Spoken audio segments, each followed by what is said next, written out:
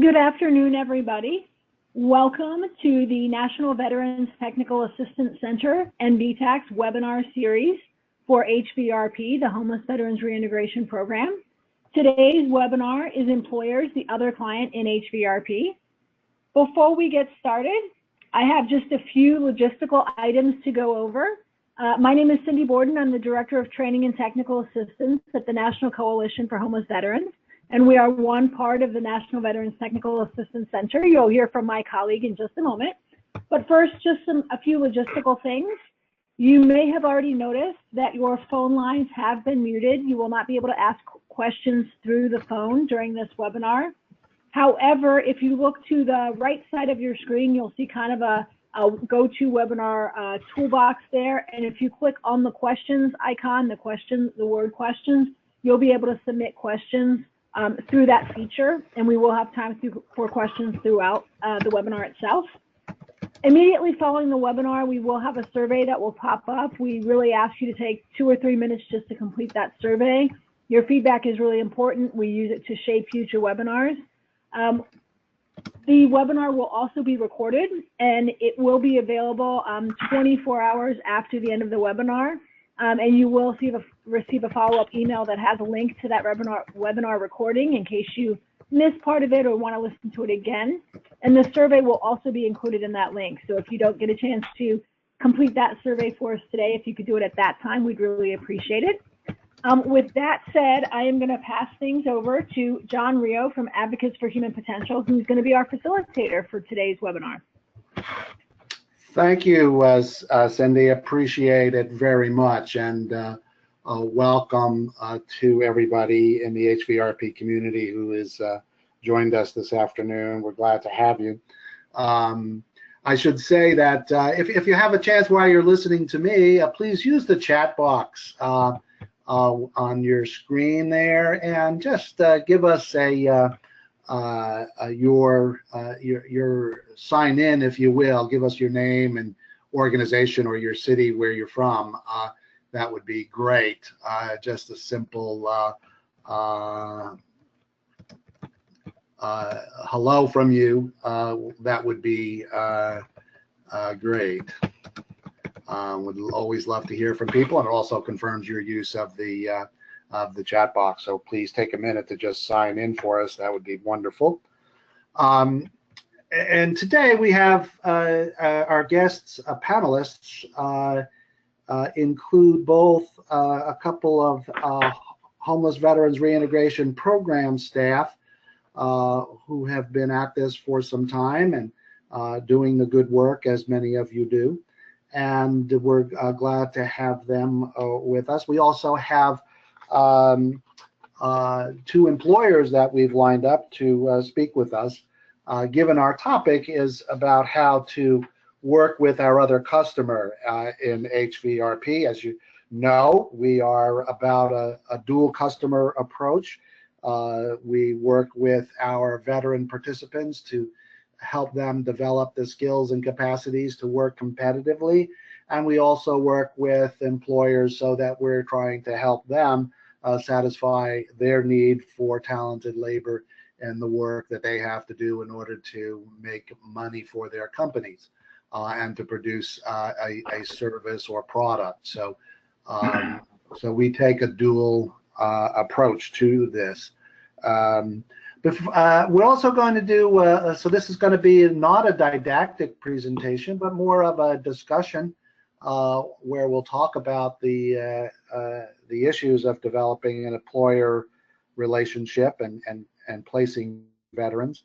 So that'll be a little different than we usually do. We also have a few poll questions for you guys out there in the audience. We really would like to get your point of view on some things that come up. And we're going to start off with a poll question right away. Can you go to the next slide, Cindy? Thank you. Here's a mom and apple pie question, I hope. We wanted to ask you about developing relationships with local employers is key to job placement and retention. So we want to know whether or not you agree or disagree with that statement. Developing relationships with local employers is key to job development or placement and retention. So if you're out there and listening in with us, if you would take a moment right now to select one or the other response by clicking on the screen.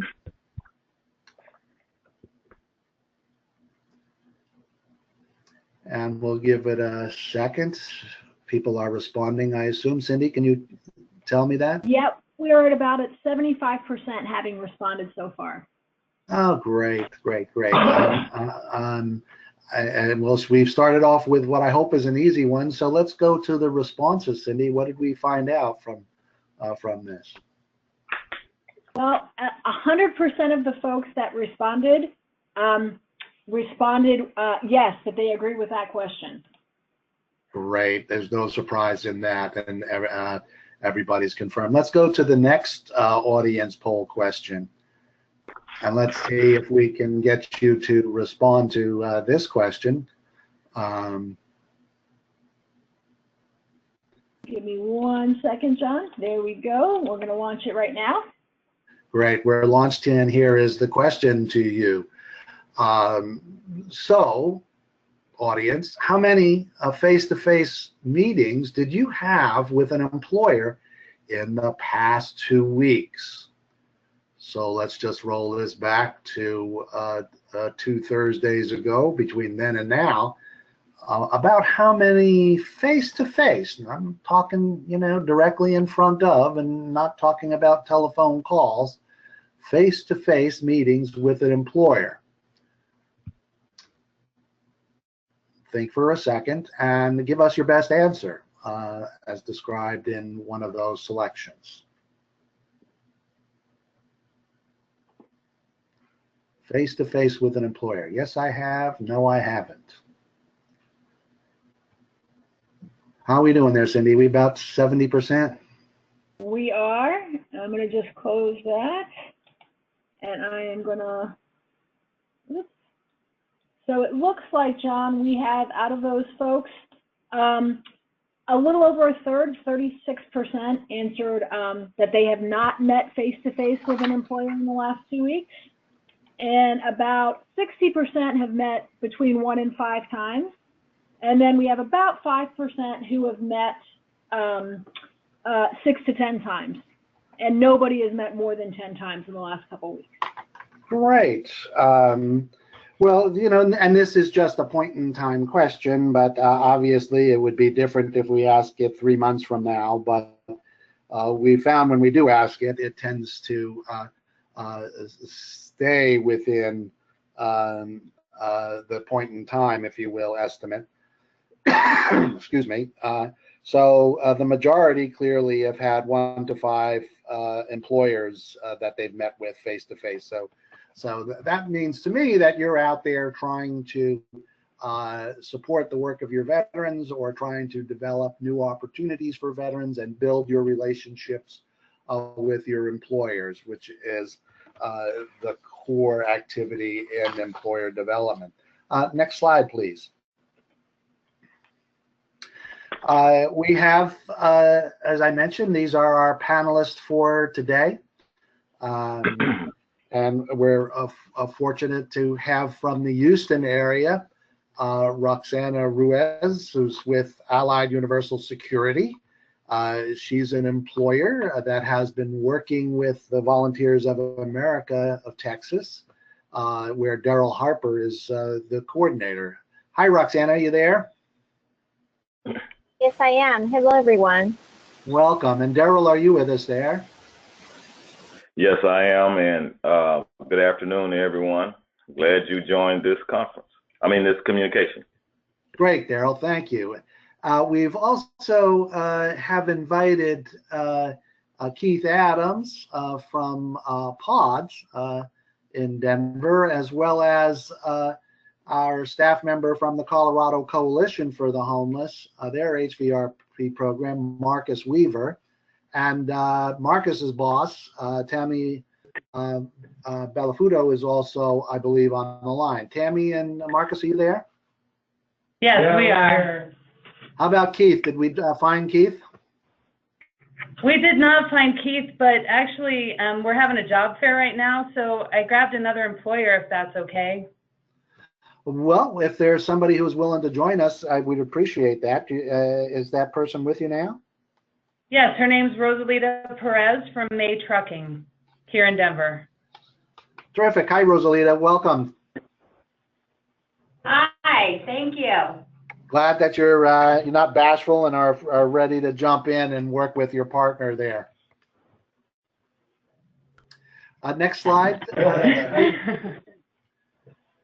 Well, I think that's the first slide up there is really to try to address the issue around how the employer met the program staff. If you can recall, Rosalita or Roxana, about your early connection to Daryl or to Marcus. Can you speak to that at all, either Roxana?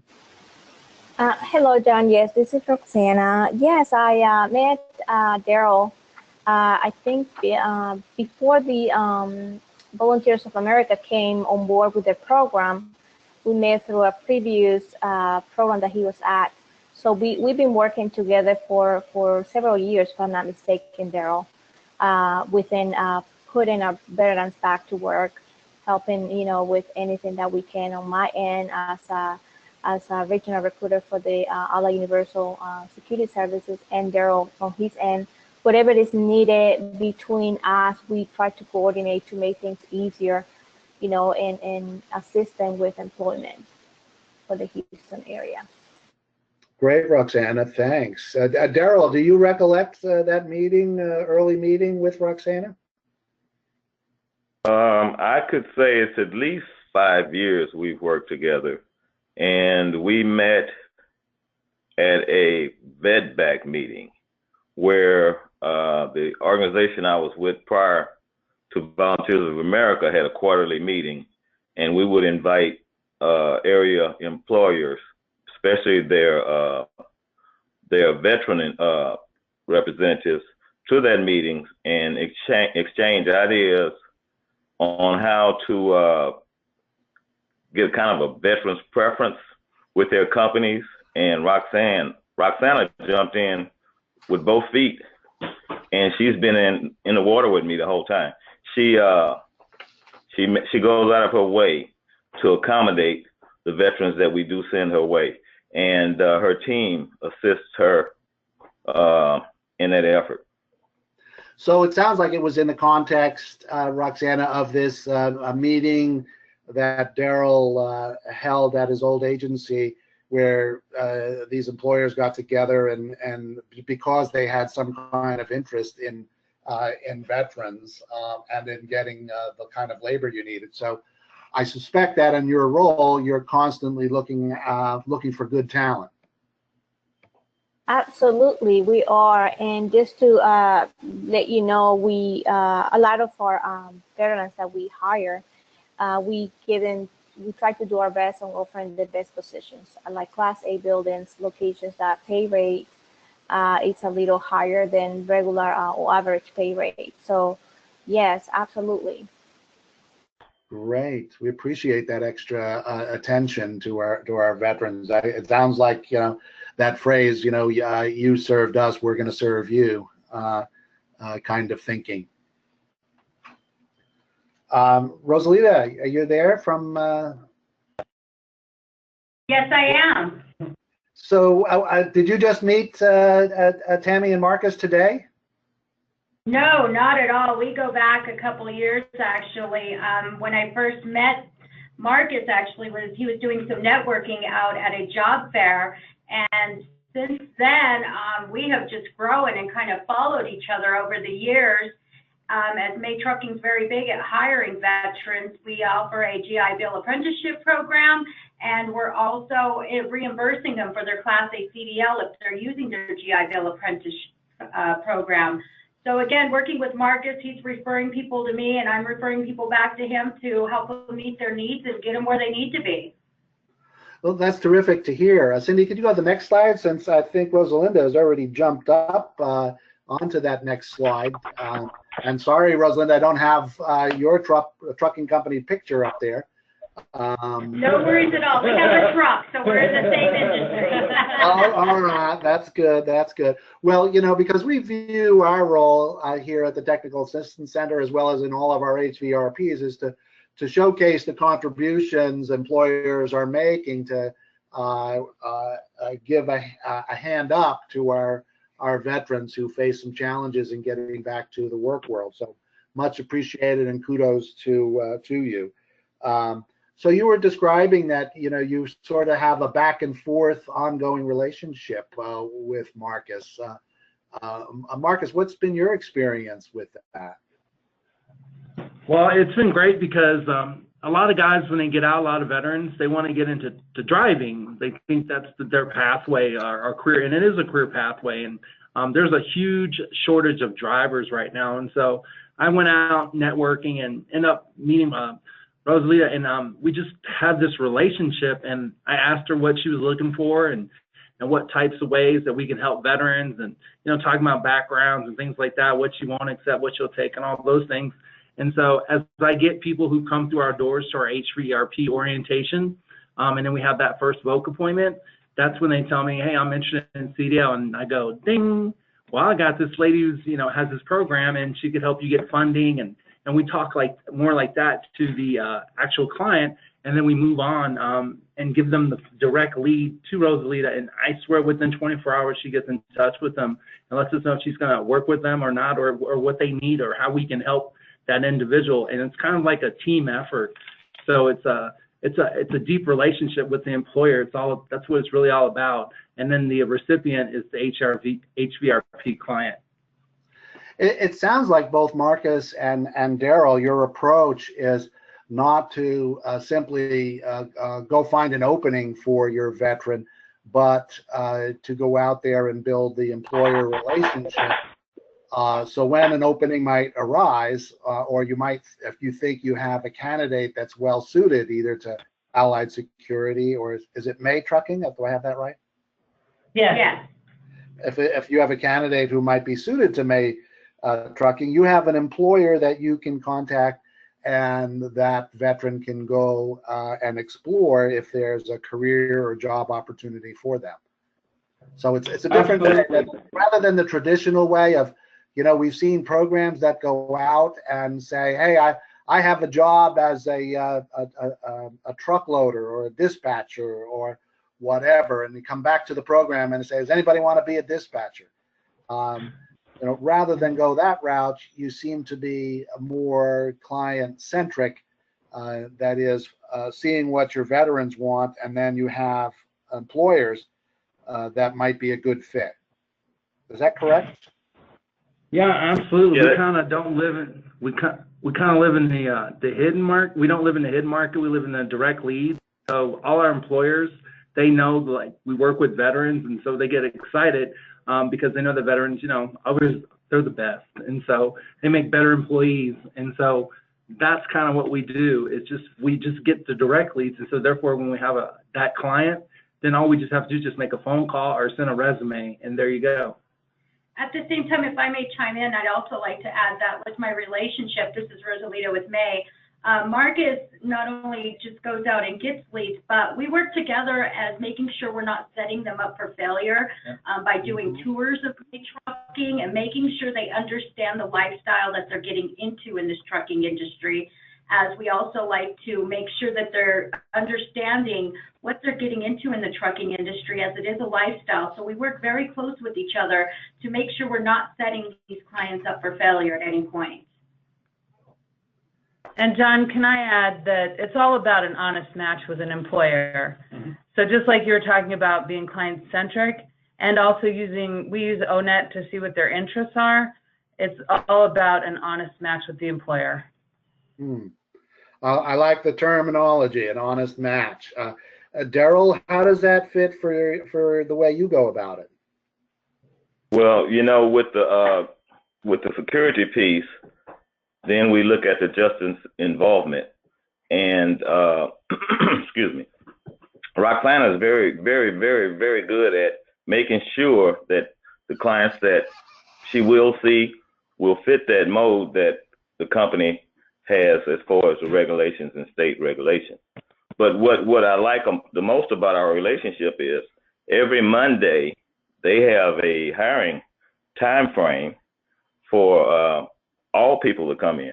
But when I send those that qualify for her business, they can ask directly for Roxana, and she will see them that day. So that veteran's preference piece comes into play because they don't have to go in and say, well, look, I'm a veteran. When they go in and ask for Roxana, she already knows that they're a veteran. But another good piece of that is I have a trucking agency that is real strong in second chances, talking about the criminal part. And we all know there are some veterans that have kind of gotten home and gotten themselves in trouble. But this company will hire my SOs as well. It's not a high-paying position, but it's a position that they'll afford those type of veterans to get some work history. And retention is one of the things that people that have justice involvement have a hard time getting. So our network is related to all types of situations that our veterans have gotten into. Good to hear, Daryl. And we're going to get into that justice involvement background piece in just a minute. Can we go to the next slide, Cindy? I wanted to get some sense of, we have out there our audience that is mostly people who are doing direct service with veterans and are part of a program. Clearly, those staff, they try to put themselves into the employer's shoes, if you will. What does the employer need from me, or what does the employer need from my job program? So I'm wondering if we could talk for a minute from your viewpoint, Roxana and Rosalie. What do you want from a job program? If these programs are out there, and I'm sure there are others besides HVRP that you work with, but what do you need from a job program to make a good partnership work? Yes, John, this is Roxana. Well, every candidate is a different case. Just to give you a scenario, like we have locations, for example, the Port of Houston, that's required a TWIC car. However, we do assist our veterans. There and I, we communicate, we have this position, the person doesn't have the TWIC car, then I reach out to another contact to make it happen. So, we have to sometimes go around to outside to several certain programs to be able to assist the veterans to go back to come on board on a position that they will be getting high pay. So that's an example right there. The assistant with a TWIC card, the assistant of sometimes like they need specific things within their uniform, like they have to purchase that themselves. Like sometimes that can be the shoes, or perhaps sometimes they need to be assisted to get fingerprinted, to be fingerprinted, and that is something that is outside my side. Unfortunately, as a company, we can't pay for the fingerprinting. We do take care of the in-house level 2 license, for example, but a few things like that that veterans sometimes it can be a challenge for them to make it happen on their end. And that's when we step in. Those type of services that she might need. Say she has a level 3 certification position for an officer that she likes and wants to hire. Well, because of the ability that we have to certify people, I can provide the payment for his level 2, level 3 certification, which will give him a higher paying job that might lead toward supervisory positions and things of that sort. So we work hand in hand to ensure that the employment piece for working with her company can be met, and the things that she can't provide, we can. Okay. Rosalie, how about you and May Trucking from your vantage point? When you're trying to work with a partner, a source of labor, what do you look for? Communication and follow-up. Definitely one of the two big things I have with Marcus is he is constantly communicating with me, whether he has a candidate who he feels will meet our criteria or is a little bit unsure. Marcus contacts me at any time to make sure that we are getting them on the right path to where they need to be to self-sufficiency. At the same time, he also follows up. He's not just finding these people a job, he's making sure that they're successful at what they're getting themselves into. And that's one thing I really praise about Marcus working with him, is he's not just finding a job for these candidates, he understands that these are lifestyles and there's more to just finding them employment at this time. So again, a great relationship with communicating. If he's not sure about a candidate or needs a resource, I mean, we work strongly together on making that happen. Okay. John, can I piggyback on what you just said? Go right ahead, Daryl. To show you how well we work together, I had a client who come in from out of state, and he might have had $7 or $8 in his pocket, and he was retired, but his check hadn't come in. So to offset that, I called Roxana and told her what my situation was with him. She got him in. He was employed before his retirement check came in, but he needed to move, and he was moving to Kentucky, I think it was. Wasn't it, Roxanne? Well, anyway, she was able to call that office that they had in Kentucky and get him transferred to Kentucky, still working for their company. So she always takes that extra step for the veterans that she hires, so that the employment piece doesn't stop. It's not just to get hired and we'll talk to you later. She will help me assist with whatever we need to do to keep that that person from losing his job or falling by the wayside. Something really, really beneficial. Okay. Terrific. Thanks for those extra thoughts there. Cindy, can we go to the next slide? I'd like to pose the next question to our audience, trying to keep you all connected to what we're doing. Can you give us an idea around your satisfaction with the work you do with employers? How would you respond to the statement, I am satisfied with our employer development activities? Satisfied meaning, we got it down, we don't need to improve, we're in good shape. That would be an agree. Less than that might be a somewhat agree. And if you're not happy with the way you're going about it and doing it, you would disagree with this statement. So please give us your answer by checking the appropriate statement there. We'd like to hear from you. So step up and do this little survey, and in a second we'll share the results.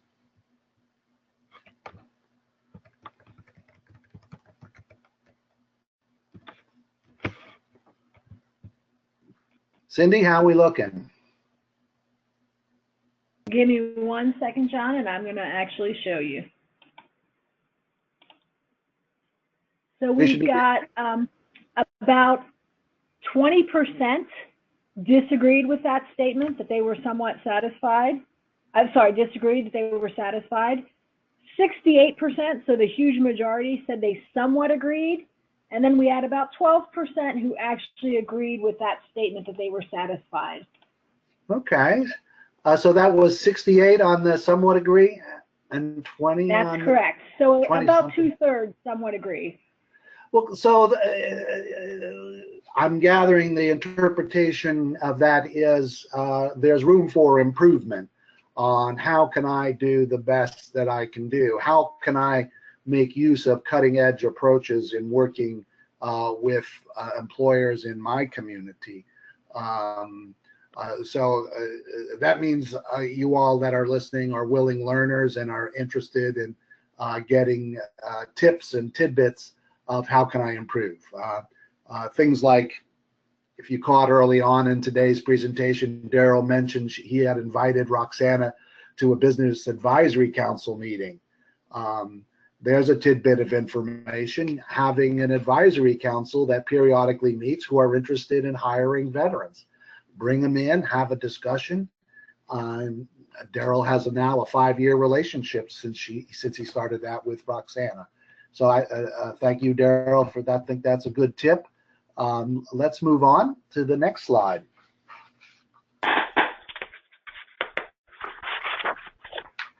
So with your experiences, employers, Rosalie, what, do you see pros and cons from working with these guys at the Colorado Coalition?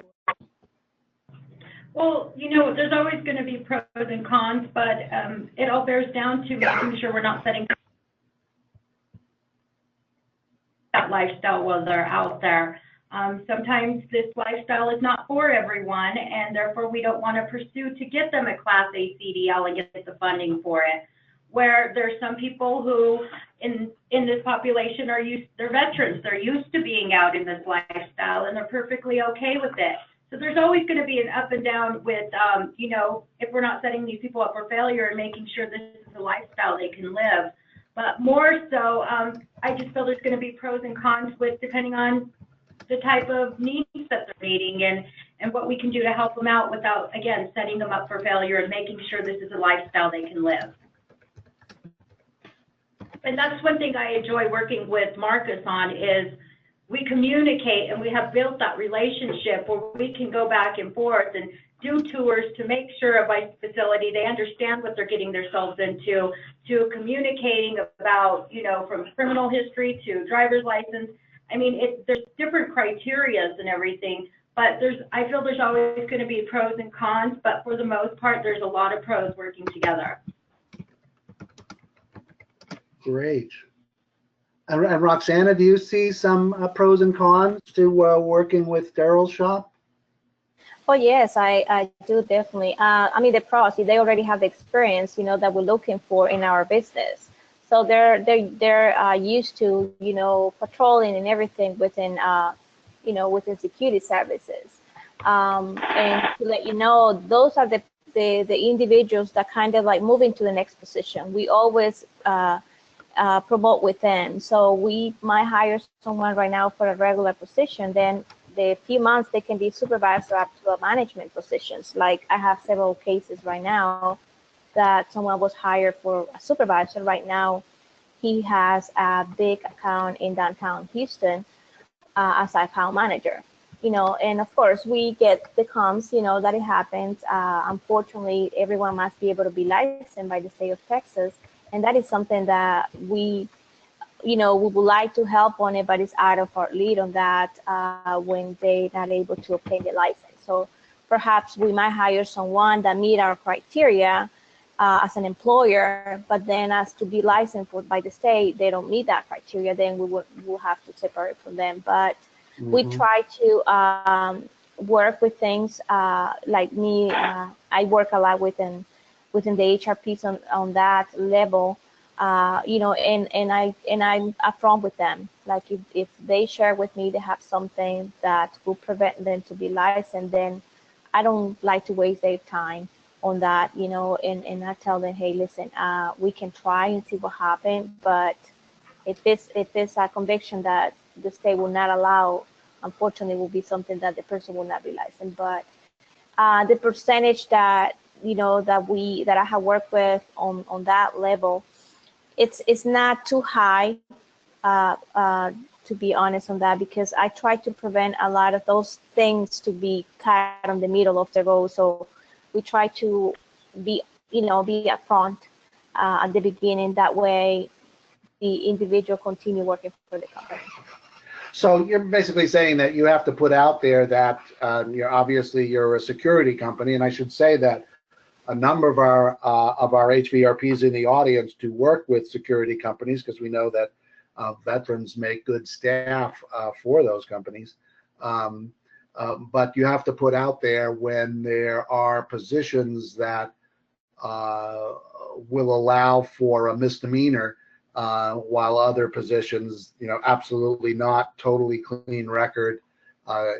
So you don't want to be played by the HVRP program. In other words, you want them to be honest and direct about the backgrounds of candidates they send your way. Right. I mean, everyone isn't, entitled to apply for the positions, and I give them the opportunity because, sometimes it depends whatever they have. So we try to work with things like that, but then within the license piece, the state will make the decision to be able to be licensed. Right. So in some ways, it's not, it's out of your hands. You're saying there are some licensure requirements that are going to dictate it. Correct. Yes. Cindy, could you go to the next slide?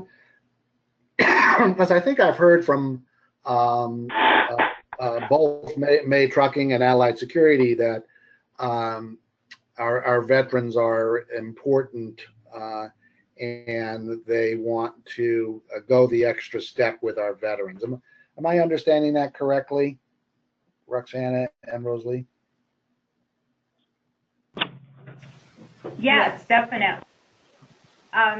Being in the trucking industry, knowing that they're a veteran, being away from home is a big factor of being an over-the-road driver, which is what May Trucking is hiring for. And being that they've lived in that lifestyle in the military, they're more open to what they're getting themselves into, and they're used to that lifestyle where they're going to be more successful in this industry with it. So that background they bring to you is an asset in terms of their being comfortable and with being away from home, if you will, and traveling is something that seems to be a good fit. Correct, definitely. It is a very, very big thing with us when we hire veterans because, used to being away from home for certain amounts of time. They're also used to the lifestyle of living in a truck and, the limited necessities that they are going to have while they're out on the road. So it's a huge benefit for us to hire our veterans as, like I said, they're familiar with the lifestyle of what they're getting themselves into, and they're not naive, therefore they're more likely to success with us. So I think you might also be suggesting, and I'll just say that like it is, and in some ways the negative experience of being homeless actually is an asset in terms of their being, more adapting to an environment that they are more capable of dealing with fewer amenities, if you will, from that homeless experience, that if there can be any positive to it, it fits well for your trucking company so that, they seem to be more comfortable in doing the job and fitting in. Absolutely, and that definitely helps my retention rate, as a lot of individuals who get involved in the trucking industry and over the road specifically, they're not understanding the lifestyle of not being home every night, not being in a bed or getting a hot meal every night, and therefore a lot of them cannot live that lifestyle. They're used to having everything in the home environment there and the room, and being that they're homeless and they're veterans, they're more likely to succeed with us in our industry because of their background. Right, and Roxana, you've mentioned several times that you want to go the extra mile for our veterans. Your company does. Yes, we do. I mean, the percentage on how many veterans are employed for the company is pretty high, to let you know. I think last year, just the Houston area, oh my goodness, we hired thousands of employees. And one of our sites is, the people that we have at one of our sites is only veterans that work at that specific site. It's a very high-end location. A lot of our account managers, they came, veterans. I mean, it's whatever where you see a left and right, we work a lot with veterans, so we do whatever we can to provide employment if it's in our hands. So are you thinking that they make good employees? Is it because of their military culture, their military like experiences, or yes, adapt very well to the security environment? Correct. Yes, correct. They already have the law enforcement experience, so that's pretty easy transferable skills into what we do, what we provide to our clients. They're very respected, you know. The customer service level, it's very professional. Like our commercial buildings, we have, our ambassadors, concierge. Those are, a lot of the positions are filled by veterans because of their experience that they're already bringing from the military, that makes their job easier when they come on board with us. So what both of you are at May Trucking and Allied are telling our audience, as you try to provide or develop relationships with your employers, be clear around what your veterans bring to the table. And some of that, as you were saying, Roxana, is that culture, that understanding of order, the sensitivity to law enforcement. Those are positive things in general that are held by our veterans. So be clear, HVRP programs, what you're bringing to the employer. Same with what May Trucking was saying. Highlights even things that may seem like a negative, turn it into a positive. That the flexibility of being our homeless veteran, people have learned skill sets that are helpful in long distance trucking. Might be helpful in construction. So being clear about what are the unique contributions that can be of our veterans is helpful. Am I making sense? Yes. Completely. I think that, the whole process when you work with the employer, before you even send them over there, just having that talk with her about this veteran has this, he likes this, he wants to do this, but he's interested in getting his CDL license. And so therefore, we just figure out a way to make that happen. And so, May Trucking's in 48 states. So if someone's even thinking about, maybe possibly going back home or getting close to where they're from, that type of thing, because they're coming out of a situation of homelessness, it really inspires them to do a great job, and they feel like they're doing a job well done. Do you see what I mean? And it just makes the difference. And so it's a win-win, not just for us, but it's a win for the employer, but it's also especially a win for that veteran who's finally got not just a job, doing day labor, but a career. And they also accept folks who who have been justice involved. And as you know, those positions are hard to come by, but you're talking making over, I would say, $45,000 to $50,000 walking into one of those jobs and getting that training too that's needed. So it really gives them the self-esteem to really just move forward and move into that self-sufficiency. And, that kind of embodies the HVRP spirit.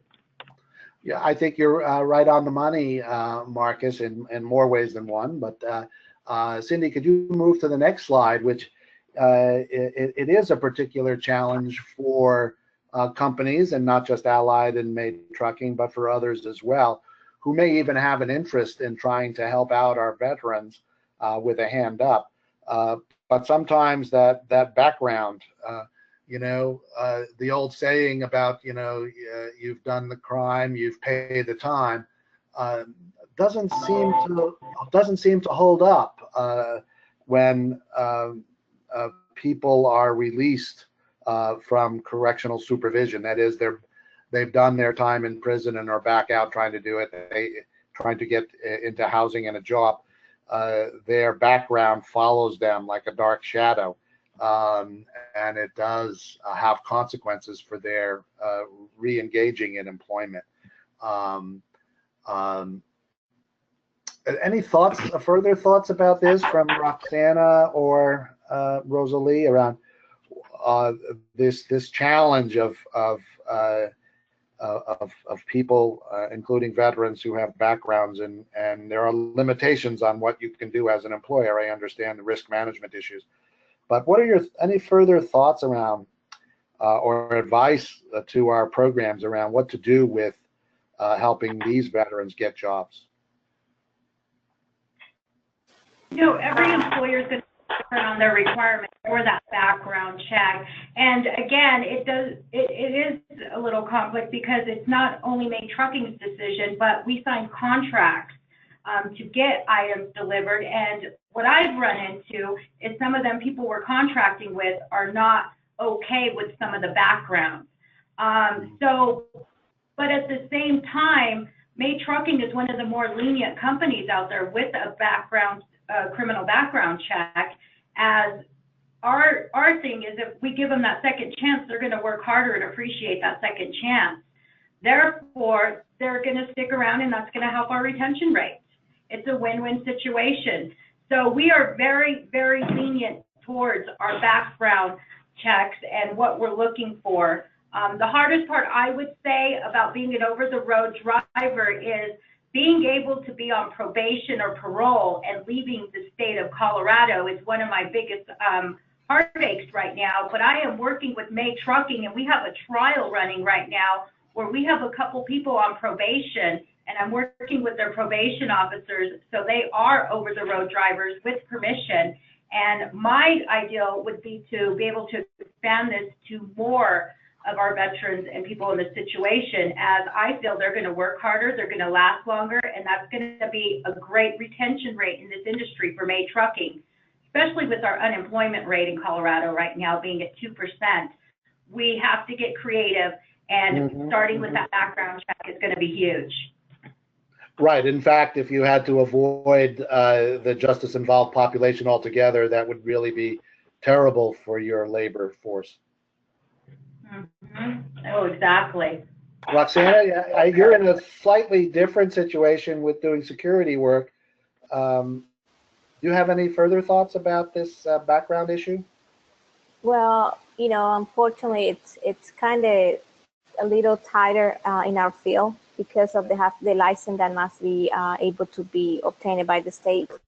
But even though some misdemeanor are able to make it, depending on when it happens, and all that. So, and a lot of times, individuals, unfortunately, they don't share what really happens, and then when they already hired and everything, the state, it will come out. So I always tell everyone, that to be honest about it is something that as an employer, we can't go around that. It's going to come out in the process, or after they become higher, it's going to come out, and I have seen it before. So it's something that it's out of my lead, out of as a security company. We unfortunately, there's nothing that we can do on that. Right. No, we all understand that. John? Cindy, go ahead, Daryl. But Cindy, would you go to the next slide? What I wanted to add to that piece is what I found out over the years.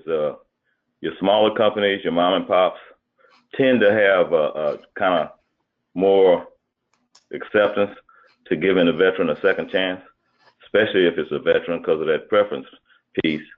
And like I was saying, the SOs, I have a company that pretty much never turns my SOs down, but the job that they do, it's a trucking company. They're going to be on property, and they're going to do the kind of jobs that the truck drivers don't do. So, like I was saying, there are people out there that are going to hire veterans regardless, but you can't go to a big corporation like Roxana that has those corporate laws that won't allow you to give those veterans a chance to work there. So you just need to know your veteran before you send him to places where the no is going to be there. You need to know, you have to do your case management and understand and get that veteran to understand that sometimes you can't just do what you want to do right now. You're going to have to do what you need to do because of the certain circumstances you created. And those smaller companies will also work with you and get that veteran to a place where they can move up inside their own companies. So, can I piggyback off what Daryl just said? He's totally hit it head on. Every client that you see is different and comes with a set of different situations or barriers, and sometimes you got to break those down to get to the apple pie. Meaning, the first job they get, maybe you see what their interests are and get them just a not a temporary job, but a job where he can get some training towards driving. Do you see what I mean?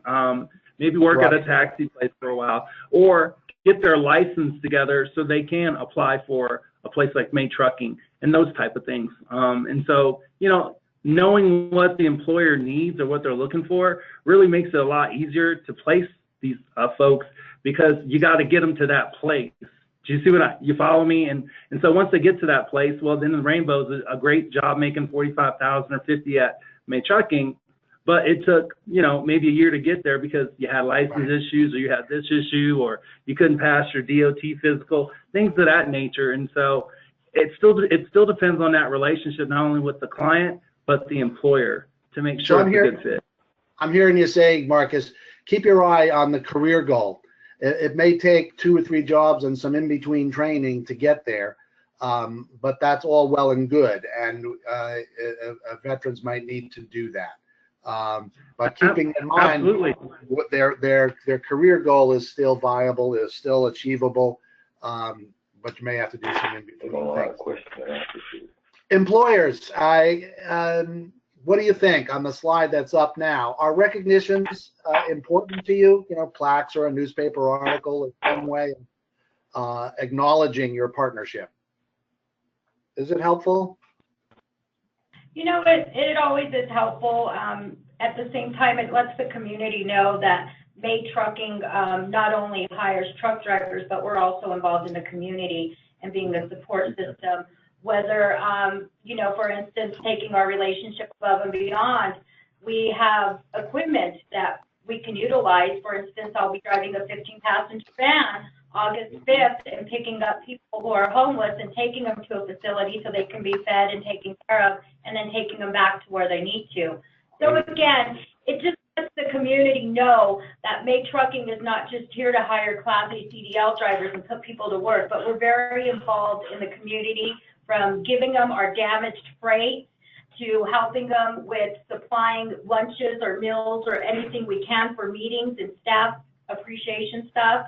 So again, it helps with letting the community know that we are family oriented, and that's what recognition we like to have at May Trucking.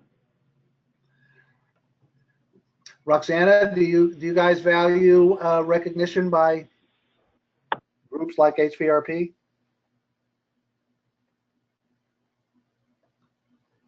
I'm sorry, Don. Recognitions. The idea of would you appreciate it if Daryl, his company, gave you all a plaque thanking you for your work with veterans? Would that be useful? Yeah, absolutely, absolutely. You know, we do recognize that, appreciate that from programs like the one that Daryl works for. Again, I mean, it's pretty much every week we're in contact, in communication, what we're doing, what's going on, where's the candidates at, and all that.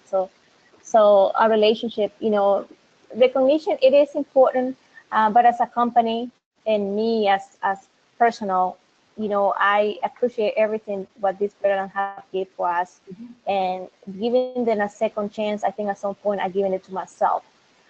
You know, paying forward, I always see that, and what we do it because we try to build a better world and try to make sure they being taken care of with an employment, because I think with an employment, someone cannot grow or cannot see a different life, you know, for the future.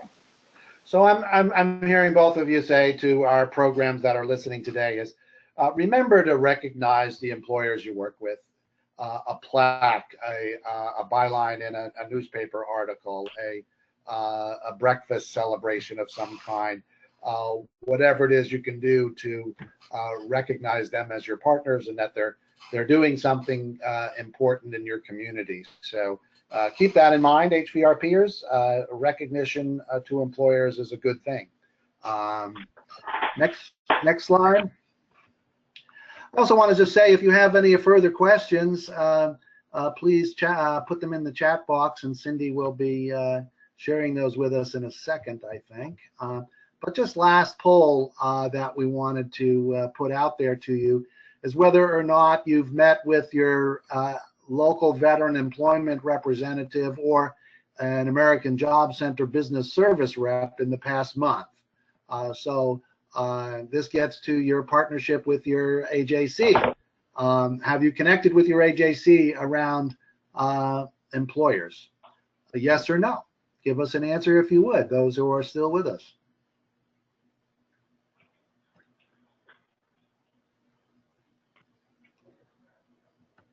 We'll get the results of this poll momentarily.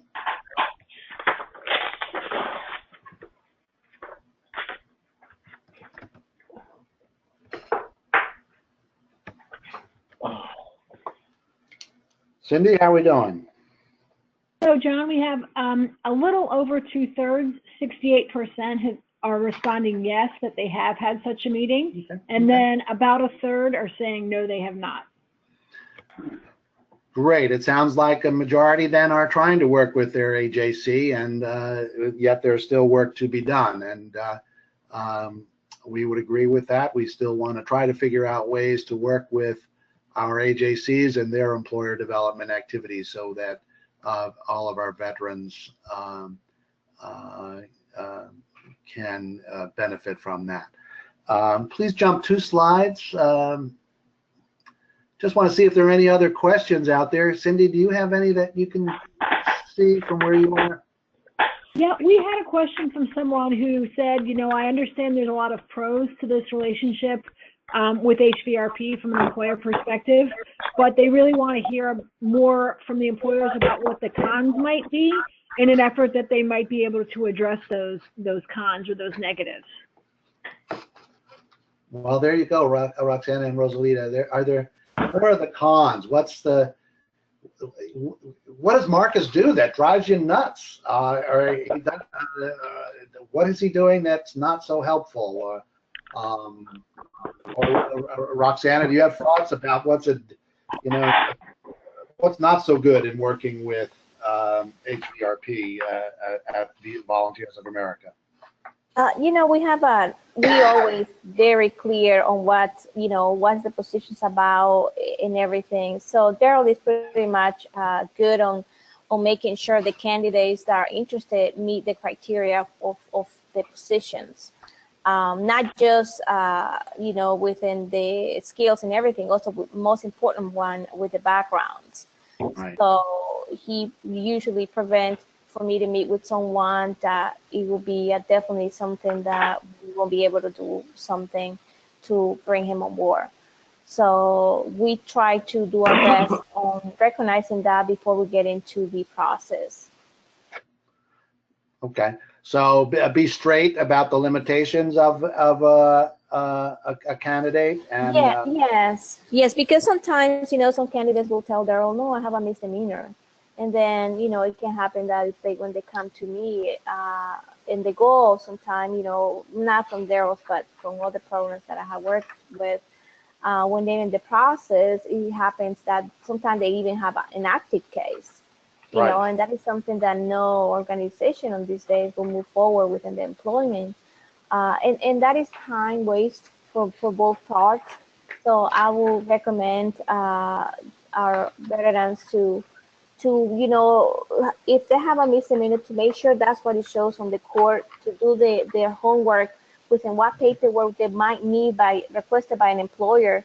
Perhaps sometimes they can be little misdemeanors that they can be employable, but if they don't have documents with them that prove that, they won't be able to move forward to bring them on board. So what I'm hearing you say, your recommendation is that HVRPs, you should know what's on the veterans background papers. What are the convictions for? How old are they? What are the facts? See if you can get the criminal record report before you make the referral to an employer. So everybody knows what to expect, and it will guide your thinking as to whether or not to make a referral to that employer. Good suggestion, Roxana. So what I would like to say is, building that relationship with Marcus and him acknowledging himself on what May Trucking is looking for. We have a great relationship communicating that. One thing that we have put in place is if somebody's interested in getting a Class A CDL, May hires them with no experience necessary. We have put together a little system where we want to make sure they understand what they're getting themselves into. Therefore, if somebody tells Marcus that they're interested in truck driving, Marcus right away refers them over to me. I schedule an appointment with them to do a tour and paint a picture of what they're getting themselves into. The hardest thing that we're finding with this is having them follow through, because if they're not going to follow through to see what this transportation industry is about, there's no use in trying to get them funding, because they're probably not going to follow through on that with the workforce centers. So just getting them to follow through and commit to being able to do the process of what it takes to get a Class A CDL. Right. So work on the commitment to the process and the sticking with it is essential. Well, it's coming up on our top of the hour, and we want to bring this webinar to a close. I'd like to thank our guest today, Roxana from Allied Security, and Rosalita. Thank you for jumping in the fast-moving train that we were on, and much appreciated that you joined us and told us a little bit about May Trucking. Marcus from over there. Marcus from the Coalition, thank you for being with us, and Tammy as well. And of course, Mr. Darrell Harper from Houston, VOA, much appreciated. Cindy, back to you for closing. Thank you, John, and thank you all for joining the webinar. We will keep the platform open for just a couple of minutes. If there's any last-minute questions you want to submit, we can pass those along to our panelists for you. And as I mentioned, the webinar recording will be available 24 hours from now. As soon as we finish, the survey will pop up, so we would appreciate if you take a few minutes just to fill that out so we can use that to inform our next webinar. And thank you all very much for your time today. Cindy, one last thing.